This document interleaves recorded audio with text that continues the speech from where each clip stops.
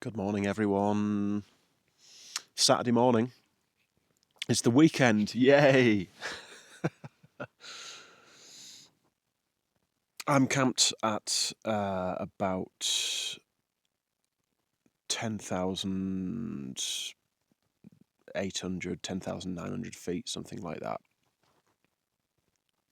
Didn't actually get a great deal of sleep last night, even though I was pretty tired. And I don't know why. I was definitely warm enough. There wasn't any wind or rain or anything like that. There was a tiny little bit of hailstone just as I got the tent set up. Apart from that, nothing. No weird noises outside. It was very peaceful. I got some awesome pictures of the stars though. That seems to be my new thing. I'm really enjoying it. Because obviously everywhere's different and everywhere's got little things in the foreground and the background that make the pictures look a bit good. And the ones last night, there's a couple of them I think look pretty nice. So I'll try and show you them. But today my plan was to do the 9 miles to Crabtree Meadows to the ranger station. That's where you generally camp for your summit of Whitney if you're on the PCT. I might not do that. It's going to depend what time I get there and how I feel and if there's a ranger there to talk to. But if I can get down there and I feel like I could do Whitney today, then I'll do that. If the weather forecast's good. Obviously, I've not been able to check anything because I've got no internet at the moment. Funnily enough, you do get some reception and service on the very top of Whitney at 14,000, however many hundred feet it is. So that's quite funny. So yeah, I keep talking about Mount Whitney, but if you don't know, it's the highest peak in the, I think, contiguous USA. So basically, like, not including Alaska, I want to say. I might be wrong. I'm sure somebody in the comments will put me right, but it's about 14,500 feet, roughly speaking, just to give you an idea of how big the peak is. And if you remember when I was on San Jacinto, I was finding the breathing a little bit difficult. And that was probably about 3,000 or 4,000 feet less in elevation. Excuse me, so that's why I'm a little bit worried about it.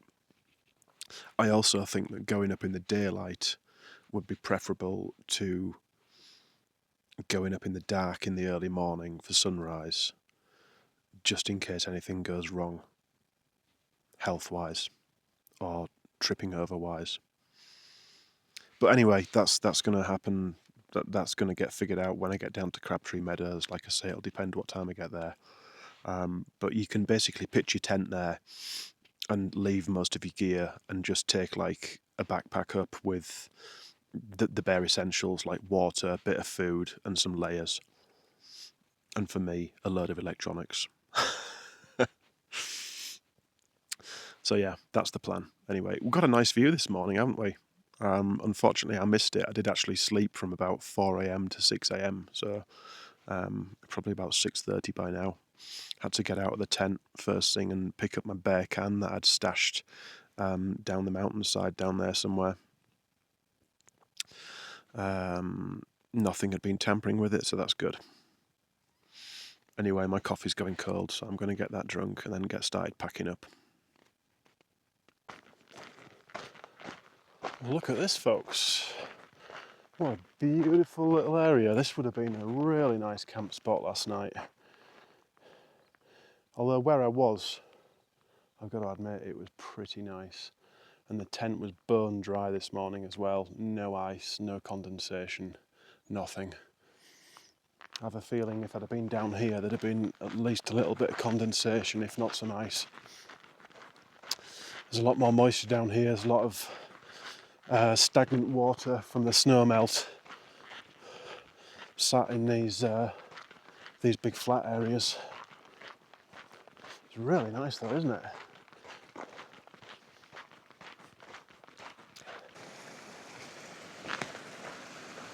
Well, this is a nice water source directly on the trail. Actually is the trail.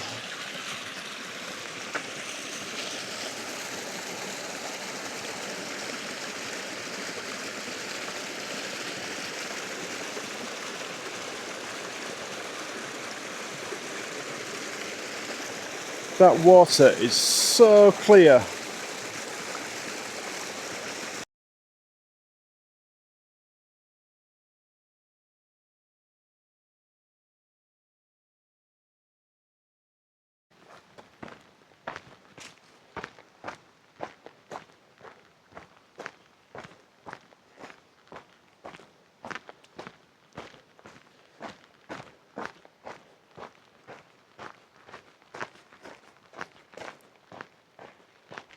Just look how green it is here.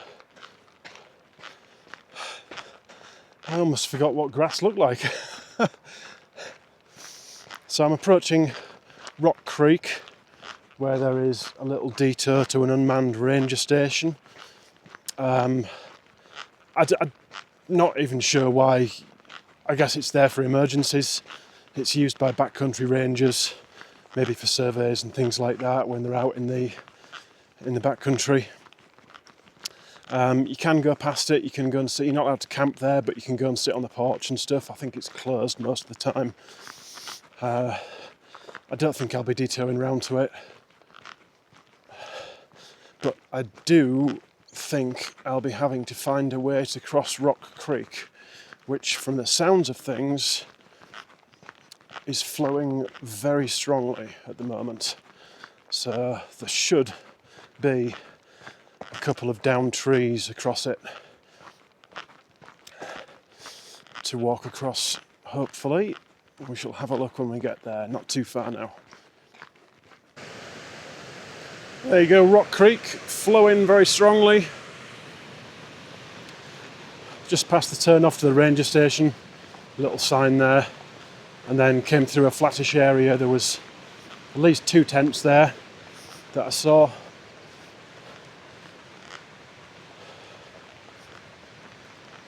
And then by the looks of things, we'll find a way to cross this down here somewhere. Oh, there's a nice looking candidate there across the, I'm going to call it river. Maybe technically it's a stream or a creek, I don't know, but that tree so far looks about the strongest of the ones that are available for crossing.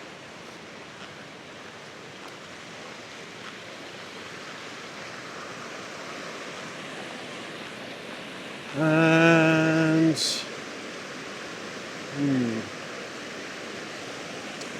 I'm not sure how far to go before I have to cross.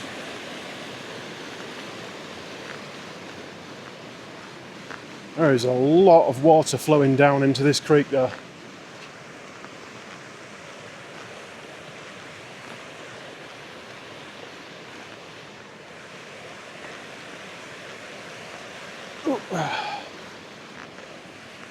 Really boggy on the trail here.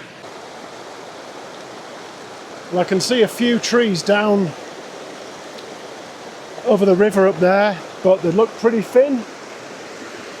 This one looks to be the thickest and the safest, so I'm going to have a go at that.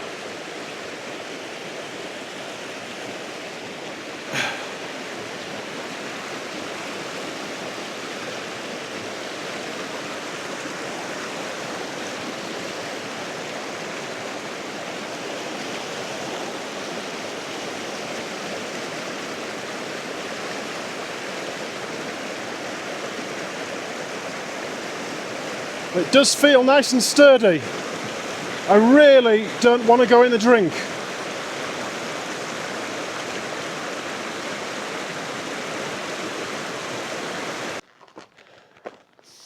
Well, you'll be pleased to know that I made it across the tree trunk safely, without incident. Had to turn the camera off. My balance is pretty shocking. So I tried to do it one-handed, but I couldn't. Just coming up a real big ascent now, back out of the valley. Nice big flat spot there. You could camp on there, looks like people have. Looks like it might be susceptible to a bit of water runoff though. I think I'm headed towards a place called Lower Crabtree Meadows, which is quite funny that I've got to do a whacking great climb to get up to it. But still, you can see the condition of the trail. It's well trodden, but there's these rocks, loose rocks everywhere and roots. Just got to be careful where you're putting your feet. Make sure you pick your feet up properly so you're not tripping over. Oh. Well, I don't know if I'm going to have the energy to attempt Whitney today as well or not. There's this. Oh man. I was looking on the app last night. I thought Kearsarge Pass was still quite a ways away. But I'm going to use the word only. It's only 31 miles away. And that was from where I was last night. So by now it's probably about 27 miles away. The only thing is that standing between me and that is Forester Pass, which, I'll be completely honest with you, scares the living daylights out of me. Walking across the snowshoe at the top. Anyway, got to get there and give it a go at least. Looks like I'm slowly approaching, hopefully, the top of this climb. Wow, there's been some steep climbs this morning so far. That's 3 in quick succession, almost stepped. So you would go up one, then come across like a level plateau, and then come up another climb. Just come up the final one. Now I'm headed down. I'm about 3.3 miles away from the turn off to the Crabtree Ranger Station. And I'm headed down to somewhere that's on the app. It's labelled as Geo Flats, or Geo Flat. And it looks pretty impressive from up here. I keep seeing a few little glimpses of it through the trees. It just looks like a huge playing field, basically, with a few trees dotted in it.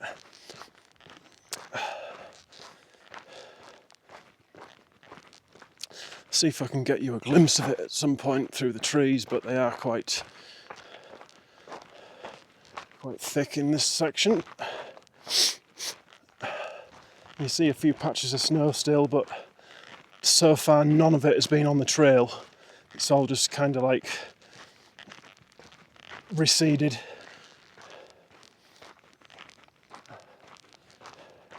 See if you can make out a few little glimpses of the flats through the trees there. And the snow-capped peaks in the distance. That looks pretty impressive.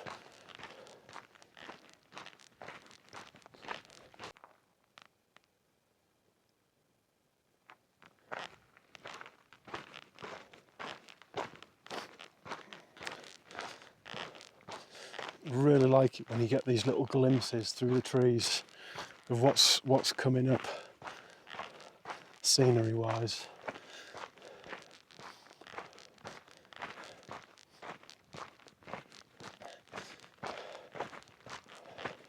It's about 9:30 a.m. I started walking just a little after 7 this morning. The first few miles were all easy downhill until I reached Rock Creek.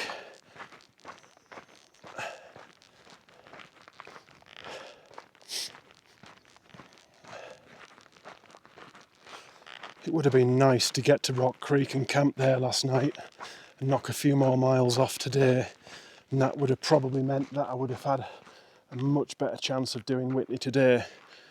But after 26 miles yesterday, I just don't think I had it in me. Plus, it did look as though there was some bad weather coming, and I wanted to get the tent up before that hit. Anyway, in the end, it was a non-issue. I had a nice night, didn't get wet, and I'm well on my way.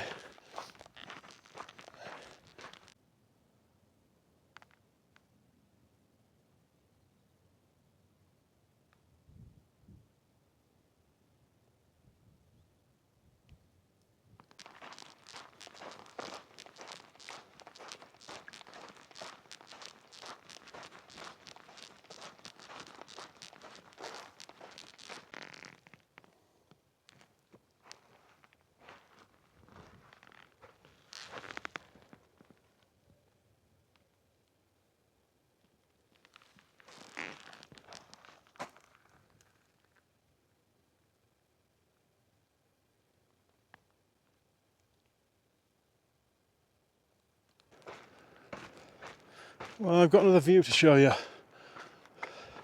Hopefully just when I get round one of these corners, give you a nice clear view of it. Pretty spectacular.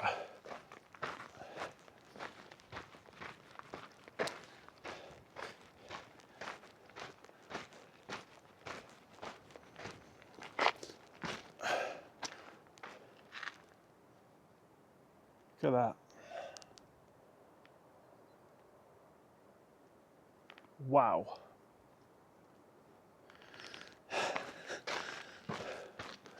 Just wow. Even this huge boulder field down here is impressive to look at. Never mind those huge mountains in the background.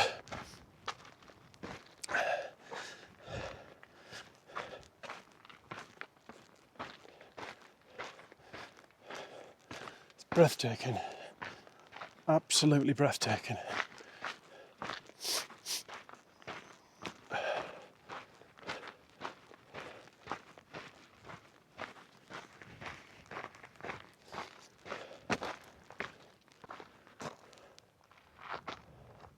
So you can see here I've just come down a set of switchbacks, and obviously until recently they've all been covered in snow, so there's basically just paths where people have cut down because they've not been able to see the trail. So the snow makes things really, really difficult, and of course when you're walking on top of the snow you've got no idea what's underneath it.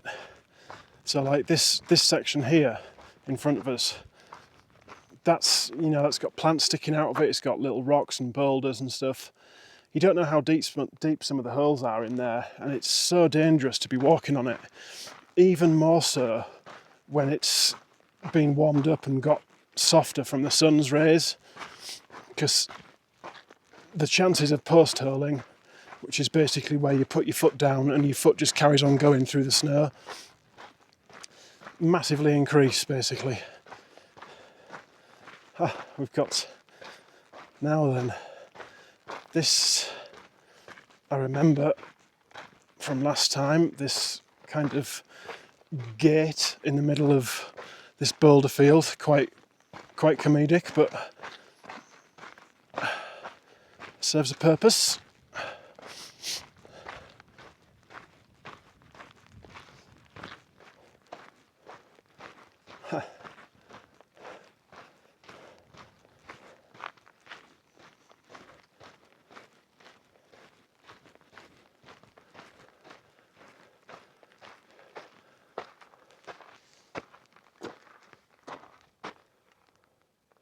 Yes, please. Well, I'm going to be naughty.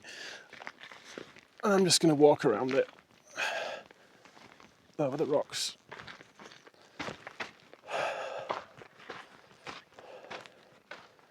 And then we're down. Another nice view that direction, actually. Down onto this little grassy bit below.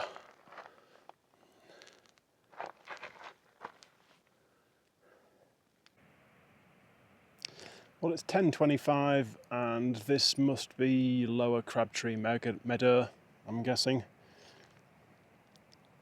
If it isn't, it's very, very close to it. Quite nice.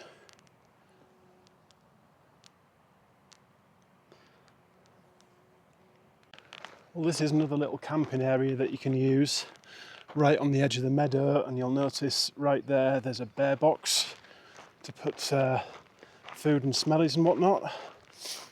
There's a lot of them in this area, which is a good thing. But just look at this meadow view, it's absolutely beautiful.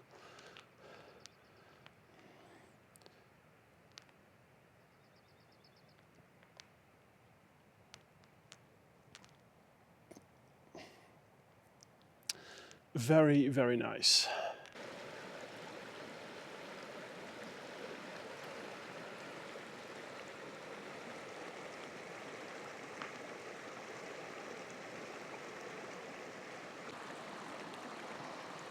Let's see just how clear the water is.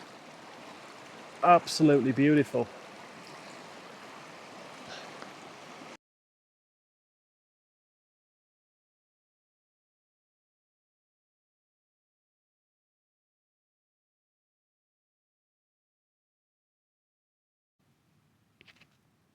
All right, so I've made it to the Crabtree Ranger Station camping area. It's a big area, a lot bigger than I thought it would be as well. There's loads of tents here.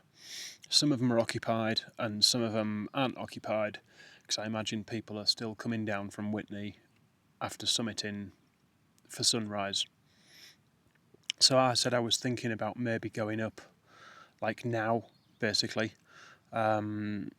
Luckily, I've just seen a guy coming back to his tent. He's a section hiker with his pack, and it looked like he'd just come down from the summit. So I snuck over and interrogated him.